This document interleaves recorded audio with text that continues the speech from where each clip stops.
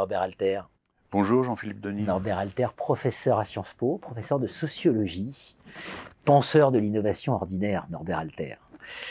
Pour en finir avec le machin, les désarrois d'un consultant en management, c'est l'ouvrage que vous publiez aux éditions EMS qu'il faut mettre entre les mains de tous les jeunes consultants qui débutent dans la profession, évidemment, pour qu'ils sachent à quelle sauce ils vont être mangés. Ce serait pas mal. Je vous lis. Parce que le consultant fricote un peu avec le monde académique. Voilà. Alors, quand il fricote avec le monde académique, il ne fait pas que fricoter avec le monde académique au passage. Il faut vraiment lire le bouquin, c'est une vraie respiration. Je tombais sur un bouquin qui décryptait les ressorts de l'absurdité au travail, ce phénomène qui m'occupait l'esprit depuis une trentaine d'années. 2 points, les bullshit jobs. Et ce qui est intéressant, c'est qu'il n'est pas convaincu. Il n'est pas convaincu par David Graeber. Il est même critique de la méthode.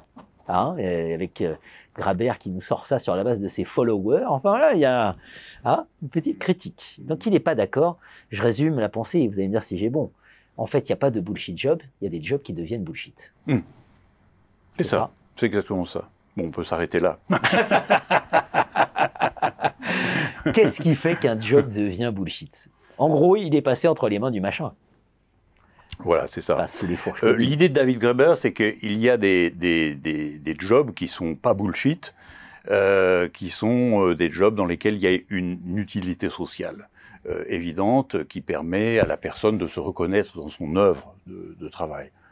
Médecin, professeur,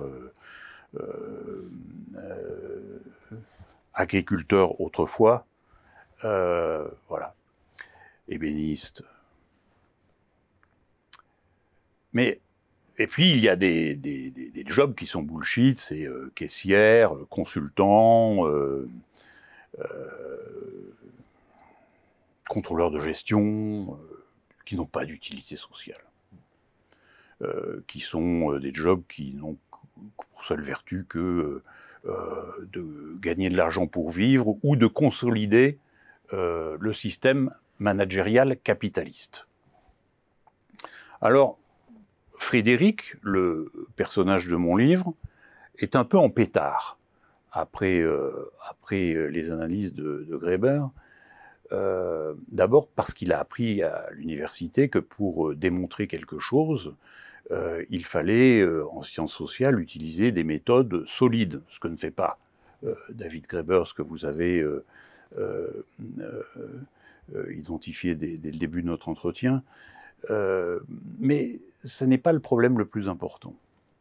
Le problème le plus important, c'est de bien comprendre que il y a des médecins, des ébénistes, des agriculteurs, des professeurs, des gens qui, normalement, font un travail à forte utilité sociale, donc non bullshit, qui, aujourd'hui, sont dans le bullshit. Donc, on a des travaux nobles qui sont transformés en bullshit.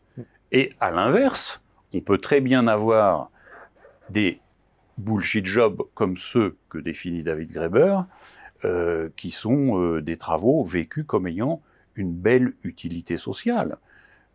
Une caissière dans une épicerie qui vend du bio, du circuit court, dans un univers collectif, elle peut avoir le sentiment de participer à une cause noble et d'avoir des relations de respect mutuel avec les clients.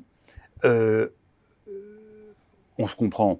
C'est-à-dire que ce qui compte, un consultant peut très bien faire un travail avec des clients sur des problématiques précises qui vont lui donner la certitude de rendre au réel la place qui est la sienne dans la vie des entreprises. C'est principalement ça, le travail d'un consultant. C'est de dire aux dirigeants, regarde la réalité, c'est celle-là. Dans certains cas, c'est possible, il faut se battre pour ça. Et dans ce cas-là, le métier n'est plus bullshit. Ce que je veux dire, c'est tout simplement que ça n'est pas la nature intrinsèque des tâches qui pose problème, c'est le management des tâches qui pose problème. Donc, le problème, mais cette affaire-là est connue dans le monde des organisations, du conseil et dans le monde académique, mais il faut le souligner. C'est-à-dire que le problème n'est pas de faire des tâches qui, en tant que telles, ne soient pas bullshit, c'est de créer des pratiques managériales qui donnent sens au travail, plutôt que de l'éradiquer jusqu'à en faire des situations de travail insupportables. Pour en finir avec le machin, les désarrois d'un consultant en management, c'est une réflexion long cours où se croisent l'académique, le consultant, le dirigeant, et des dialogues, une grande richesse. Merci Norbert Alter. Merci à vous.